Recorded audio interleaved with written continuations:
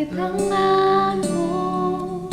Kau beri rancangan yang terindah, tak hanya yang baik saja yang ku terima. Walau tubuhku diremukkan, walau jiwaku terkoyakkan, pujianku takkan terhentikan. Rohmu yang memberi penghiburan. Akan ku pikul salibmu, cukuplah kasih setiamu. Ku bertahan, kau kuatku, teguhkan imanku. Ku mau tetap bersyukur, senantiasa bersyukur.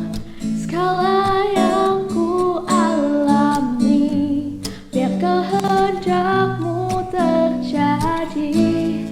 Ku mau tetap bersyukur, senantiasa bersyukur. Hatiku kan bersuka, sebab hari ini hari yang terbaik.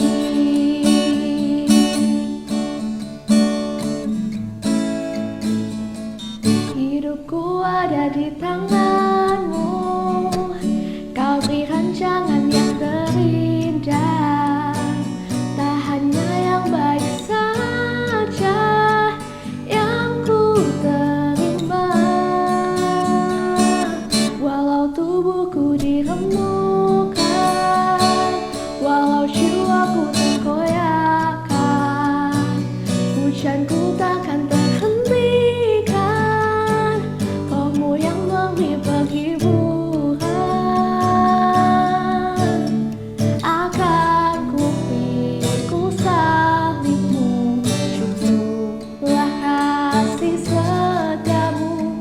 Ku bertahan, kau kuatku, teguhkan imanku.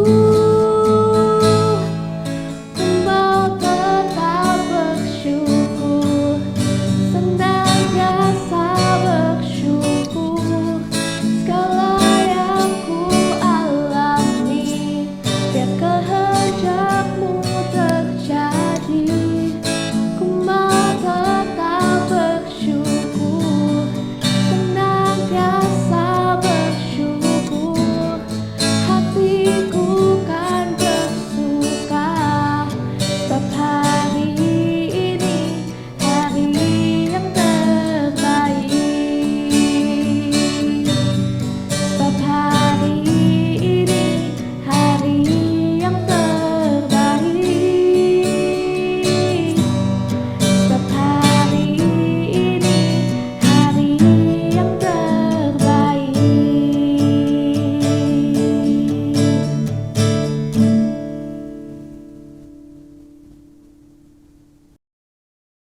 Selamat pagi Bapak, Ibu, dan saudara-saudari sekalian. Bertemu kembali dalam program Renungan Hikmat Pagi. Puji syukur atas karunia Tuhan sehingga kita masih diberi perlindungan dan kesehatan sampai pada hari ini. Sebelum memulai mendengarkan firman Tuhan, marilah kita datang kepada Tuhan terlebih dahulu dengan berdoa. Mari kita berdoa. Tuhan Allah Bapa kami yang hidup, kami mengucap syukur bila Engkau dapat membangunkan kami kembali di pagi hari ini yang cerah. Tuhan, jika sebentar kami akan merenungkan sabda-Mu lewat program Hikmat Pagi ini, kiranya Engkau buka hati dan telinga kami, supaya kami siap untuk mendengar. Kiranya Engkau berkati juga Saudara Lukas yang akan menyampaikan firman. Terima kasih Tuhan, hanya di dalam nama-Mu kami berdoa dan mengucap syukur. Amin. Tema Hikmat Pagi hari ini adalah Giatlah Selalu. Nats diambil dari 1 Korintus 15 ayatnya yang ke-58 berbunyi demikian.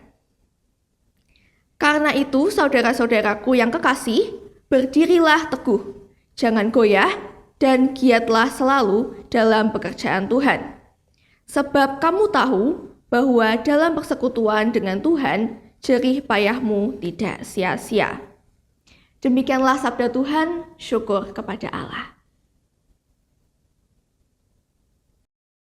Selamat pagi saudara sekalian.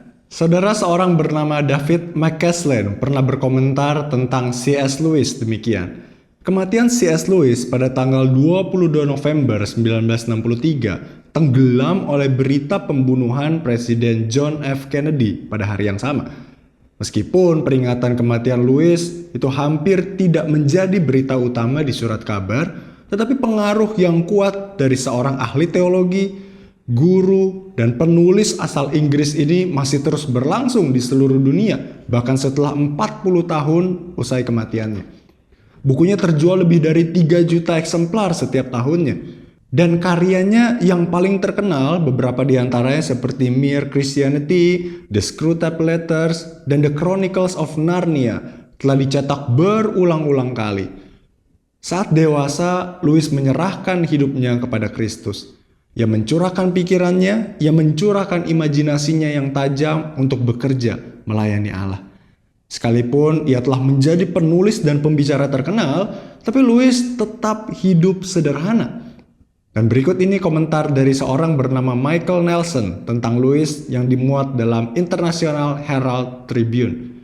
Dia berkata, 2/3 dari royalti buku C.S. Lewis disisihkan untuk amal. Ia tidak pernah bepergian ke luar negeri, bahkan ketika ketenaran membuatnya sering diundang untuk berceramah di seluruh dunia. Saudara, pelayanan C.S. Lewis itu memenuhi apa yang diajarkan oleh Rasul Paulus di dalam 1 Korintus 15 ayat 58. Semestinya, orang-orang Kristiani yang sudah percaya dan memberikan hidupnya kepada Kristus seharusnya berkomitmen untuk melakukan yang terbaik bagi kemuliaan nama Tuhan.